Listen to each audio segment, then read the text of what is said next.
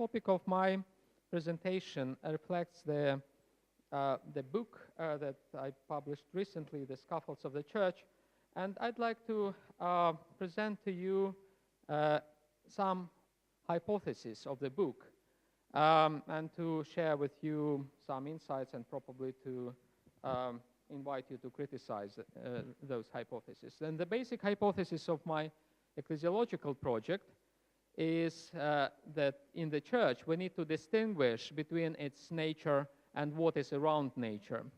I call this thing, what is around the nature of the church, scaffolds. And I purposely use this word because in English it has double meaning. It is just the construction around a building that helps us to build a house, or it's a place where people get executed. Well, the scaffolds of the church also, I believe, may have this double meaning because they can be helpful in building the church, and at the same time they can develop into something which torment the church, which actually causes a lot of pain to the church. My hypothesis that there is a distinction between the nature and what is around the nature of the scaffolds, the structures of the church, is based on the Christological theorem that the natures of the Logos incarnated do not change. Given that the church is the continuation of the incarnation, it is, I think, logical to extrapolate some Christological insights and categories to ecclesiology. And I argue that there are unchangeable and changeable elements in the church. There is an unchangeable core, which constitutes the nature of the church, and the changeable structures of the church. Actually, the book that I'm talking about, The Scaffolds of the Church, it is a second book after the first book that I published, the Meta-Ecclesiology, where I took a more epistemological approach to the phenomenon of the church, and I studied actually the self-consciousness of the church, or the self-awareness of the church, how the church perceives itself through the centuries. And I also argue that in this self-consciousness of the church, there is a core which doesn't change. The perception of the church about itself has a part in it which doesn't change, and there is a changeable part in the self-consciousness, self-awareness of the church.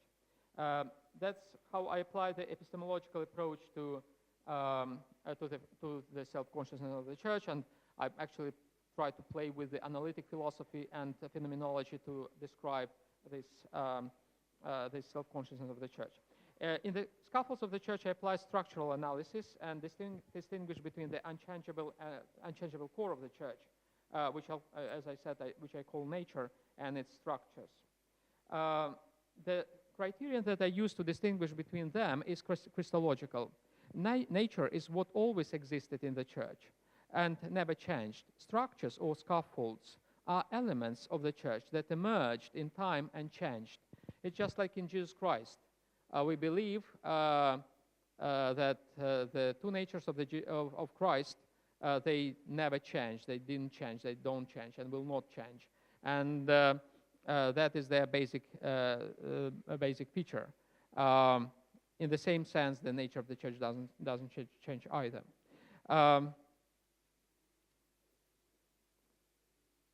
Among the elements of the church's core, church's nature, I believe, are such things as the faith in Jesus Christ, such as sacraments, and I believe communities. Well, I also present communities as, if you want, hypostasis of the church. Hypostasis is not just a person. Hypostasis is everything, a concrete, a particular incarnation of the common nature. So if we believe that there is a universal nature of the church, this nature should have concrete manifestations, hypostasis, and I believe that the communities are such concrete manifestations of the church's nature, and they constitute the core of the church's nature. Among the structures, I would distinguish supracommunal structures, including dioceses, metropolitanates, patriarchates, and so forth. So those administrative structures emerged in the time during the church's history. They connected communities and they helped, facilitated communities to be in touch with one another, to be in communion with one another. And they changed all the time.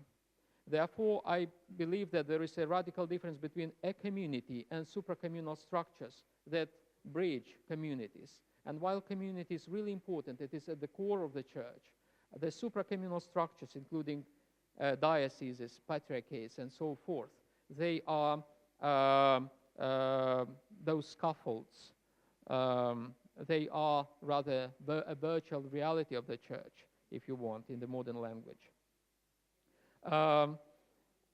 In the same vein, I would say that hierarchy, I consider the concept of hierarchy, and I believe hierarchy is, even though it is widely believed to be at the core of the church, that the church, we believe, well, many people believe that the church is hierarchical by its nature, and hierarchy belongs to the nature. I believe, in the contrast to that, that hierarchy is not the nature of the church, because hierarchy emerged at a later stage, when the supracommunal structures began developing, and they went through a long process of evolution which continues. This indicates the change of those supracommunal structures, hierarchical structures. This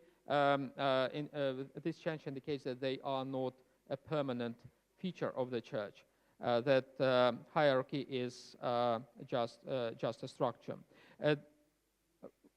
And at the same time, well, and also it should be mentioned that hierarchy is, the origin of the hierarchy, of the idea of hierarchy, is not quite Christian. It's rather opposite to Christianity. It emerged, it came out of a Neoplatonic idea from the Proclus's concept of hierarchical structure of the divine being, which was borrowed by Pseudo-Dionysius, became popular in the church, and that's how it was implemented. I was very much surprised that the very word hierarchy does not appear earlier than in the 4th century in the church's vocabulary. It appears in the text which belongs to the 3rd century, but in pseudographic text. So the word is quite late, and it reflects exactly the later development in the church's structures. At the same time, hierarchy should not be confused with ministry. Hierarchy structures ministry, but ministry belongs, I believe, to the core of the church. It is really essential. It always was in the church. It always existed in the church. And at some stage, it began being structured hierarchically, following some patterns of the Neoplatonic thinking, patterns of the Roman administration, and so forth. So I distinguish between ministry and hierarchy, and believe that ministry belongs to the nature of the church, while hierarchy is a scaffold, it's a structure whose purpose was to facilitate a ministry to be a practice exercised in the most effective way. Then I should say also that hierarchy was invented in order to facilitate, to optimize ministry. And structures, including hierarchy, are always a matter of convenience and convention. They do not function in the capacity of jus divinum, or in the capacity of divine institutions. And as such, they can be abusive and abused. The distinction between the nature and the structures of the church, I believe, gives a clue to a critical ecclesiology. And the purpose of our session here is to discuss critical ecclesiology, meaning that we should and can and should criticize ecclesiological theories, but we also have to discuss whether critique is applicable to the church, where we can criticize the church as such. And I believe this distinction between nature and structures of the church gives us a way to criticize the church in a constructive way, to avoid blasphemy, to avoid criticism against the nature of the church, which is given from God and which is innocent, which is really divine, and at the same time be able to criticize church structures which are human inventions. I would say that the very composition of the church is given from God. It's the creation of God. Even the coexistence of humanity and divinity within the church is given from God. But the human element in the church includes also creative capacity, that humans can create, can imitate the creation of God, can create structures. And because the structures are creation of the human beings in the church, they are not perfect. They fail, and therefore they can be criticized. Moreover, they should be criticized. And criticism, critiquing these structures of the church is the only way to keep them in good shape, to keep them in the condition which corresponds to their original meaning, to their original rationale.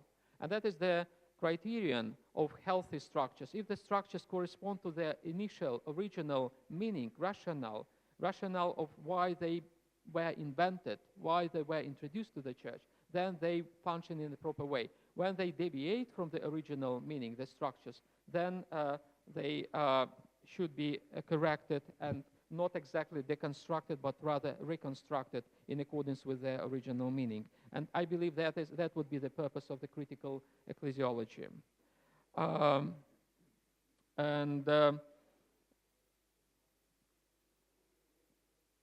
Now I would like, in the conclusion, to apply this distinction to the topic of our conference, to the synodality.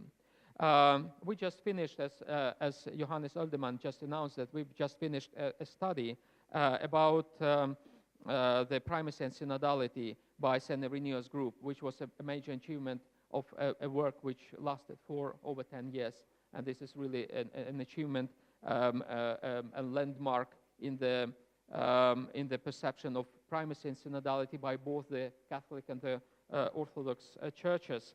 And I'm happy that this study is off. And the basic idea of this study is that primacy and synodality should be in balance with one another. They should complement one another. At the same time, I would say that, from my own perspective, that they are not quite equal according to the, I believe, to the Orthodox perception. Because in my kind of opinion, primacy does not belong to the nature of the church. That is kind of one of the hypotheses that I promote. While synodality does belong to the nature of the church. Synodality is innate in the nature of the church. It is something that the church never existed without. While primacy, I believe, is a convenient structure. It's not a jus divinum. It's something that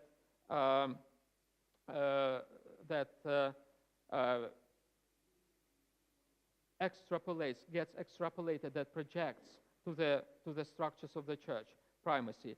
And from the Orthodox perspective, I believe that primacy reflects, on the structural level, primacy reflects the idea of unity of the church. Primacy expresses the unity of the church. The unity of the church belongs to the nature of the church. It is very essential for the church that the church is one. The nature of the church is one. And it gets interpreted, it gets reflected in the structures of the church as primacy. Therefore, I believe primacy belongs to the structures of the church, to this changeable, convenient, and conventional aspect of the church. Synodality is innate, as I said. But there are different structural forms of synodality, like apostolic ecumenical councils and Dimusa synodos, local councils, clerical laic congresses, clerical laic synodality, and so forth. So those are kind of structures of the synodality, but synodality as such is very much innate in the nature of the church.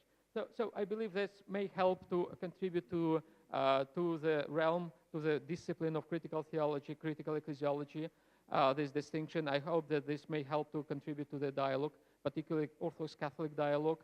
The idea of primacy is very central to the church and to the dialogue. And I will be ready to any sort of criticism to this theory. And I still have maybe 1 or 2 minutes for a question. I'm sorry for being not disciplined in myself.